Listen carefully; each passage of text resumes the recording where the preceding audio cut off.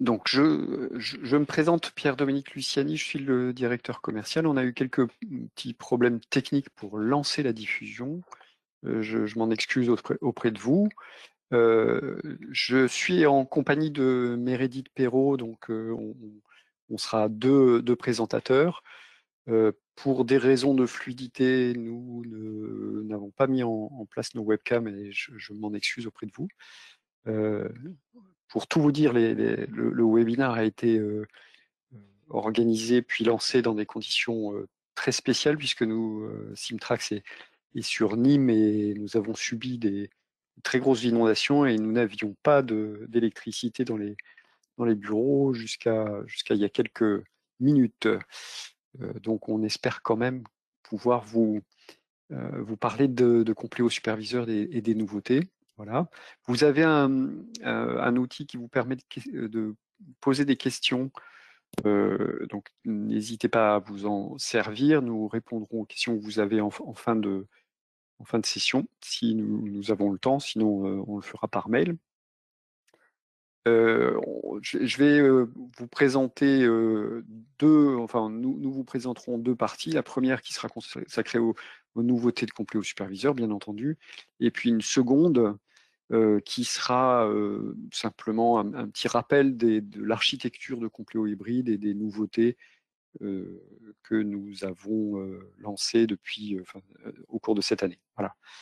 Le webinaire sera enregistré et vous recevrez un lien pour visualiser ce replay si jamais vous n'avez pas le temps de le regarder jusqu'au bout. Alors, le superviseur que vous connaissez, c'est un module qui existe depuis maintenant pas mal d'années, qui s'est enrichi au fil des ans et qui, de ce fait-là, a perdu en lisibilité avec en particulier un menu dans lequel vous avez à la fois des éléments de configuration et les exceptions ou les erreurs ou les processus à distance. Et puis qui est un peu lourd à lire puisque vous avez jusqu'à 3 niveaux de menu. Donc c'est principalement sur cet aspect d'interface utilisateur que nos développeurs ont travaillé pour l'améliorer pour la version qui vient d'être lancée il y a quelques semaines. Et donc, le nouveau superviseur, vous avez une interface qui est modernisée, avec à la fois des icônes qui ont changé, qui sont maintenant des flat icônes, on va dire plus modernes. Ça, c'est un premier aspect.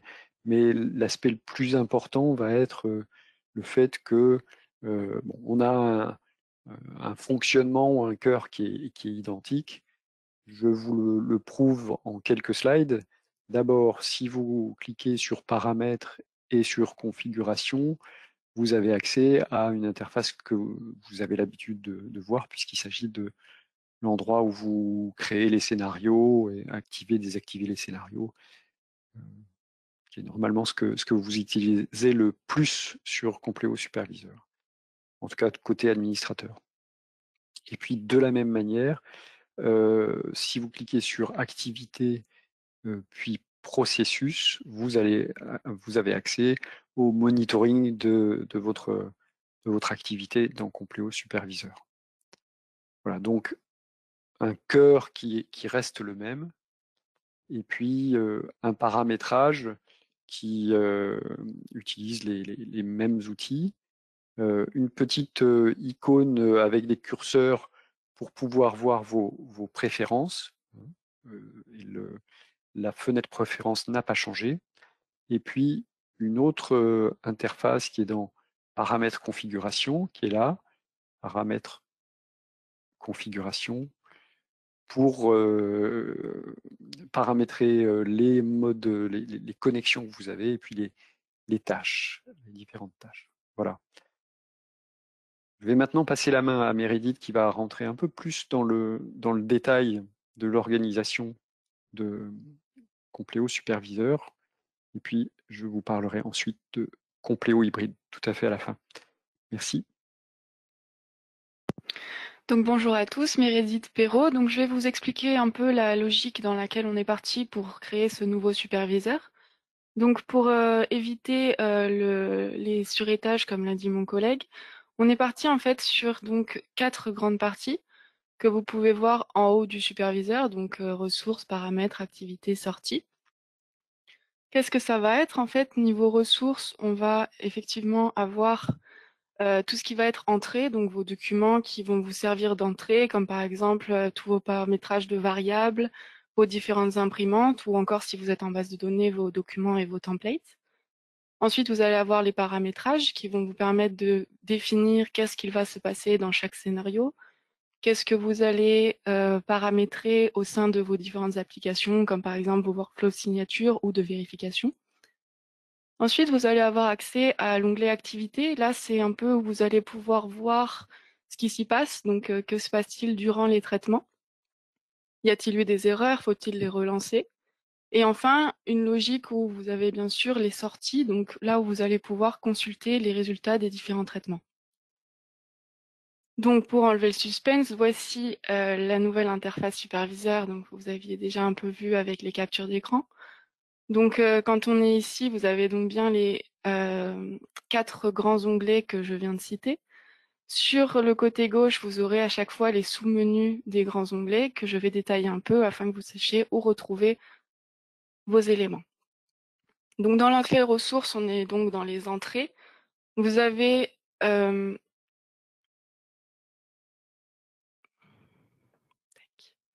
la possibilité de passer votre superviseur en base de données.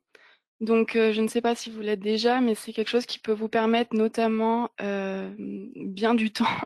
Si jamais notamment vous avez des variables comme par exemple un SMTP que vous voulez paramétrer et que du jour au lendemain il vous lâche et qu'il est utilisé dans plusieurs templates, vous gagnerez un temps précieux en l'ayant dans les variables et pouvoir l'avoir en tant que connexion partagée.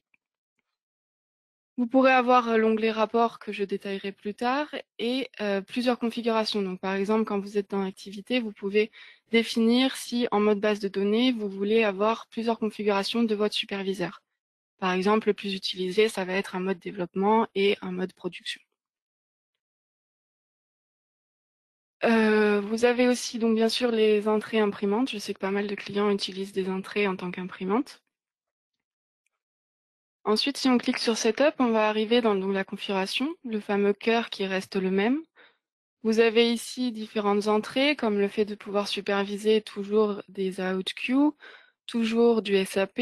Vous avez aussi les boîtes mail. Vous pouvez avoir bien sûr les dossiers supervisés et les nouveautés hybrides qui sont bien sûr la gateway que je détaillerai plus tard et les processus WebSign qui sont les traitements de signature. Quand on regarde l'onglet configuration, on a quelques nouveautés. Donc sachez qu'il est maintenant plus facile pour nous de faire du load balancing. C'est quoi le load balancing en quelques mots? Ça va être le fait de mettre plusieurs superviseurs pour qu'ils se répartissent la charge de travail. Donc effectivement, vous serez obligé d'être en base de données pour que les deux superviseurs aient les mêmes informations. Quand un traitement arrive, la base de données définira quel superviseur le traite. Ainsi, vous répartissez les charges et vous avez moins de temps pour tous les travaux qui passent dans votre superviseur. C'est intéressant comme configuration. Si ça peut vous intéresser, rapprochez-vous de votre commercial. Priorisation des traitements, donc c'est depuis hybride, mais je le rappelle parce que c'est quelque chose d'assez peu utilisé. Si vous avez notamment 2 dossiers supervisés et que vous souhaitez qu'un traitement qui est dans un premier dossier passe avant un autre, vous pouvez définir des priorités. Donc si par exemple vous savez qu'un traitement va prendre beaucoup de temps et que vous voulez que les utilisateurs qui lancent des petits traitements à côté soient prioritaires, ça peut être intéressant pour vous. Vous avez aussi les propriétés personnalisées. Donc ça, c'est tout nouveau. Avant, vous pouviez classer par nom, par exemple par taille ou par extension. Aujourd'hui, il est possible de définir une propriété dans votre document, par exemple, je ne sais pas, le nom de l'unité, par exemple, et dire ce scénario, pardon, ne s'appliquera qu'à la valeur de ma variable. Vous pouvez maintenant tout personnaliser. Et enfin, le traitement gateway, donc je le détaillerai un peu plus tard, mais vous pouvez maintenant, dans un scénario, envoyer dans un traitement gateway.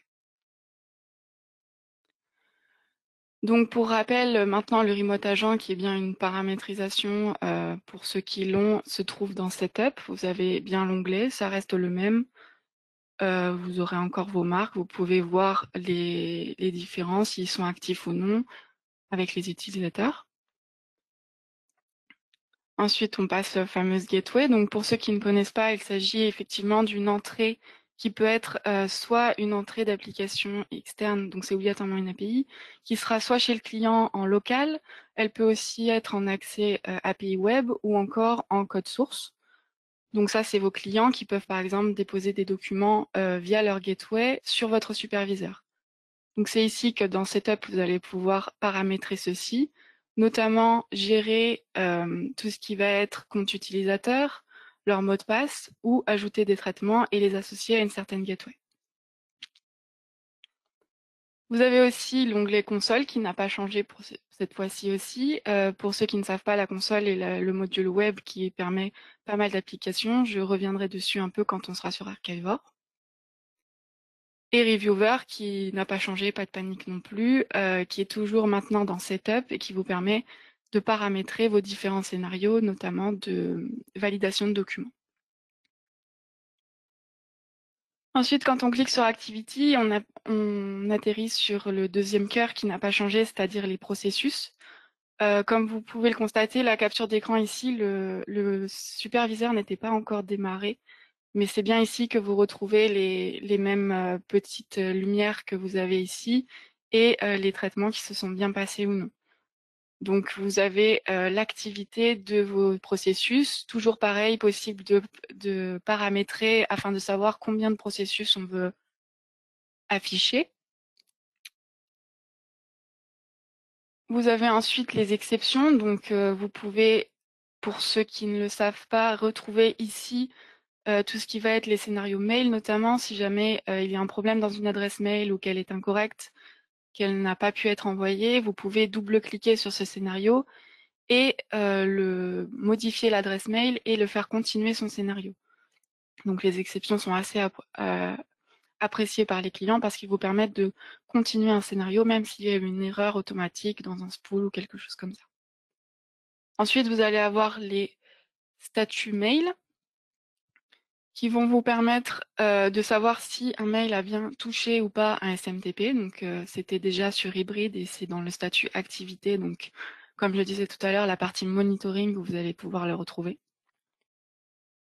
Petite nouveauté qui n'est pas très connue et justement qui va avec le fait de mettre le superviseur en base de données, ça va être de créer des rapports. Donc ça, je sais que ça peut être une nouveauté qui peut intéresser pas mal de nos clients. Sachez que maintenant, vous pouvez associer des variables à un traitement, donc par exemple envoi chorus, et décider de créer des rapports à partir de ceci. Donc vous pourrez savoir combien de fois ce traitement est passé dans votre superviseur, par exemple au mois, savoir récupérer en variable, je ne sais pas, les sommes qui sont passées et le client qui sont passés, et vous avez la possibilité de les télécharger ensuite par Excel et faire des traitements Excel dessus. Et enfin, quand on arrive donc dans les sorties, vous avez ici les sous-menus. Donc vous avez les remote processing qui sont les process qui ont été lancés en remote. La validation, donc ça va être tout le côté remote agent. Pour ceux qui en avaient, c'est ici que vous allez pouvoir avoir les sorties et les résultats. Ensuite, vous allez avoir l'onglet WebSign. Donc c'est un peu nouveau. Vous avez la possibilité de voir les documents, où est-ce qu'ils en sont, donc ça depuis Hybrid. WebSign, c'est notre outil de signature qui permet tout un workflow et qui peut aussi avoir sa propre console où vous pouvez consulter vos documents ou réviser un traitement avant de l'envoyer. Vous avez l'aperçu des traitements et la visualisation des documents, c'est-à-dire que ce qui est assez vraiment bien, c'est que vous allez avoir la possibilité de double-cliquer sur la ligne et afficher un document, où est-ce qu'il en est. Je m'explique, c'est-à-dire que si jamais il y a 3 personnes qui sont censées l'afficher, vous allez pouvoir, enfin le signer, pardon, vous allez avoir la première signature qui va être signée. Si les deux autres n'ont pas signé, vous n'avez avoir qu'une signature actuelle sur le document. Et les nouveautés sont le fait que vous pouvez sélectionner la ligne et choisir de désactiver ce traitement si vous ne voulez pas qu'il ait lieu parce que pour quelle raison vous ne souhaitez pas qu'il continue. Et chose qui nous avait été très demandée, la possibilité de renvoyer un email. C'est-à-dire que vous pouvez sélectionner votre ligne, sélectionner votre destinataire et faire une relance par mail. Ensuite, nous avons donc l'onglet Archivors qui va me permettre de vous rappeler que nous avons aussi une console web qui permet notamment, Archivors, c'est notre partie base de données qui peut être très intéressante pour vous si vous voulez classer des documents, non pas comme d'habitude par exemple leur nom, mais bien par des propriétés. Donc si par exemple sur la propriété, vous voulez mettre le nom du client par exemple, vous pouvez très bien rechercher par nom de client. Ce qui est assez puissant aussi, c'est que vous pouvez créer des filtres et en étant administrateur, décider qui dans votre entreprise pourra consulter ou non ces documents-là. Dans cette console, vous retrouvez notamment notre interface WebSign, on pourra en parler plus en détail dans un autre webinaire si vous le souhaitez, ou les superviseurs qui sont connectés à cette console. Vous avez aussi la possibilité d'uploader des documents ou des scénarios de reviewer qui sont un autre produit et que je vous invite à découvrir aussi. Vous avez aussi bien sûr les sorties de Gateway, donc tout comme WebSign, vous avez la possibilité de cliquer et de savoir le document qui a été produit. Et ce qui est assez bien, c'est que vous savez sur quel gateway ça a pu être envoyé et donc qui est le client. Et ce qui est très intéressant, c'est que vous avez la possibilité de filtrer par client. Donc si par exemple vous souhaitez savoir quels sont les traitements qui ont été envoyés ces dernières semaines sur un certain client, vous avez la possibilité de connaître les flux. Je vais donc repasser la main à mon collègue pour qu'il vous fasse la présentation de nos produits Compléo hybrides. Merci Meredith. Donc, je continue après ces présentations d'écran de superviseur pour que ce que nous proposons. Donc, vous voyez avec cet écran, regardez si oui, vous le voyez bien, vous voyez Compléo superviseur dont on vient de parler en détail. Et je voulais revenir sur l'organisation en fait de ce qu'on appelle Compléo hybride en indiquant que donc nous avons des documents, des modules qui permettent la composition de documents et la conversion de documents, que vous connaissez certainement, Compléo Explorer, Layout Designer, un outil de jet, de stockage de documents dont vient de parler Meredith, des modules qui vont convertir les documents dans un format utilisable par une application, c'est pour ça qu'on a regroupé ça sous le terme d'EDI. Et vous voyez que Compléo Designer peut être utilisé de plusieurs manières différentes. D'un côté, comme frère jumeau de layout, c'est-à-dire pour de la mise en forme de documents, à partir d'une source qui est une source type fichier structuré. Et là, le format de sortie sera plutôt du PDF. Et puis, on peut aussi l'utiliser pour transformer un format XML dans un autre format XML pour être conforme, par exemple, à une norme DI spécifique à votre industrie. Voilà. En plus de tout ça, nous avons maintenant donc deux outils qui nous permettent de faire de la signature de documents. Vous voyez que c'est Compléo WebSign pour lequel j'ai mis une petite étoile. Cette petite étoile signifie que le module en question est dans le web, en fait, est dans le SaaS, pardon, et tourne sur un serveur de Symtrax, serveur Microsoft Azure d'ailleurs. Et ce que je voulais souligner sur cet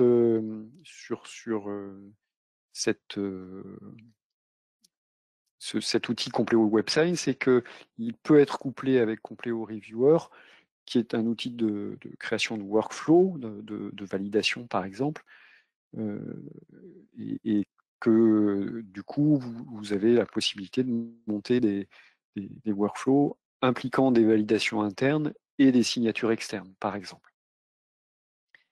Nous avons aussi tout à fait en bas à gauche la présentation de Compleo Gateway, qui est aussi un module SaaS.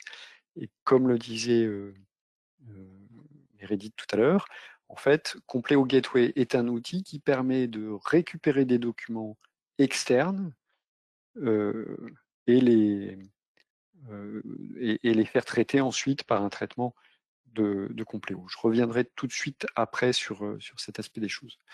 Et puis, quelque chose qu'on développe de plus en plus parce que c'est une demande importante, en particulier sur la partie facturation électronique, les connexions à des portails.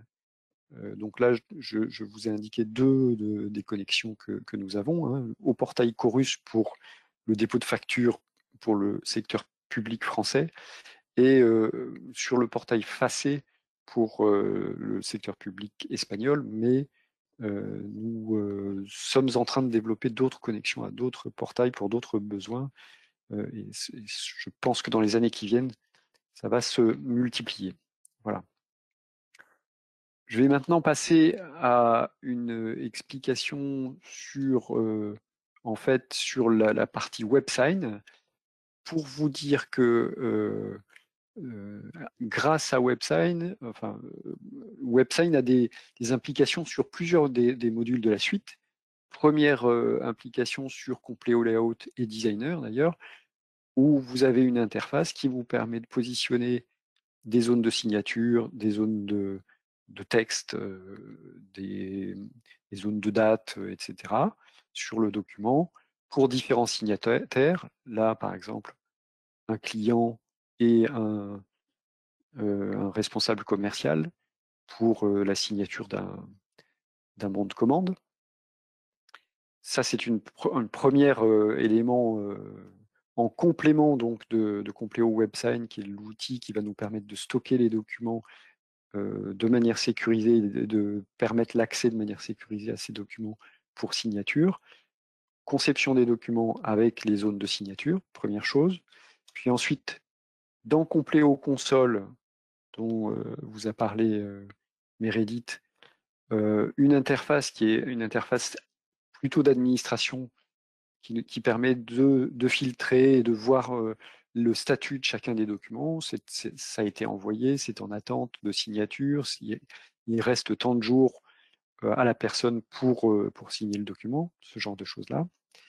Et une interface utilisateur où là, vous avez les différents workflows qui sont présentés en haut de l'écran et les différents documents qui sont présentés en bas. Et lorsqu'on veut éditer un de ces documents, on va avoir accès à l'interface qui permet de définir plus précisément à qui j'envoie le document à signer. Donc là, par exemple, son adresse email, son numéro de téléphone éventuellement, ce qui permet de mettre en place une double authentification. Je vais indiquer si c'est un client, un partenaire, un fournisseur, etc., la langue et la manière dont il va pouvoir signer, c'est-à-dire éventuellement en dessinant au doigt sur son écran ou en téléchargeant une image. Et puis, je vais pouvoir mettre en place le message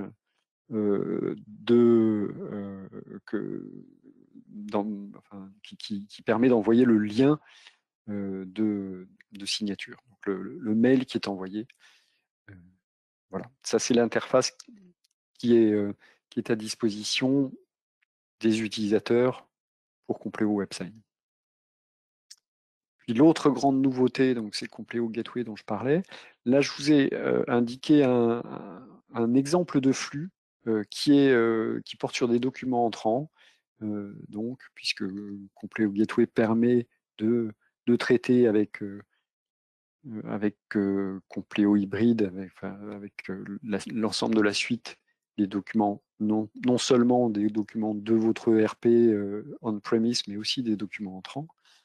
Donc là, je vous ai donné l'exemple de bons de commande clients qui peuvent être déposés sur notre gateway de 3 manières différentes. Je vais commencer par le plus simple, un portail web, donc là où vous faites un glisser-déposer sur un portail web. Éventuellement, un dépôt automatique via un petit agent dans des répertoires Windows. Et puis, ceux sur lesquels on s'appuie beaucoup en ce moment et qu'on développe beaucoup, nous avons publié une API qui permet donc d'envoyer automatiquement des documents via Compleo Gateway, qui est donc sur une machine Azure sécurisée en Europe, spécifiquement en Europe pour la zone Europe, etc. Les documents qui ensuite sont mis à disposition de Compleo Superviseur pour être traités et éventuellement via les API de votre ERP ou de vos applications, nous sommes capables d'intégrer en fait le document ou les données même du document directement dans votre ERP ou dans vos applications. Par exemple, là, les bons de commande clients vont être gérés derrière dans le workflow de traitement de commande avec récupération du numéro de commande, du détail des lignes, etc. Compleo Gateway, on a illustré ça en particulier sur notre site internet de deux manières différentes, pour des bons de commande clients ou pour des factures fournisseurs qui rentreraient à ce moment-là dans la comptabilité, qui pourraient rentrer directement dans votre comptabilité si vous mettez ça en place. Il faut rajouter à ça le fait que c'est aussi un outil qui va permettre de récupérer des documents si vous avez un ERP en mode SaaS. Ça nous permet de récupérer des documents, de les traiter de la même manière que d'habitude et de les renvoyer vers l'ERP. On a, ces dernières semaines, mis en place ça pour un de nos clients qui utilise un ERP SaaS qui s'appelle Odoo, qui est un ERP belge. Voilà. C'est à peu près tout ce que je voulais vous dire sur Compleo Hybride, pour rappel un petit peu de ce qu'on a développé ces dernières années. Maintenant, si vous avez des questions, nous allons essayer d'y répondre.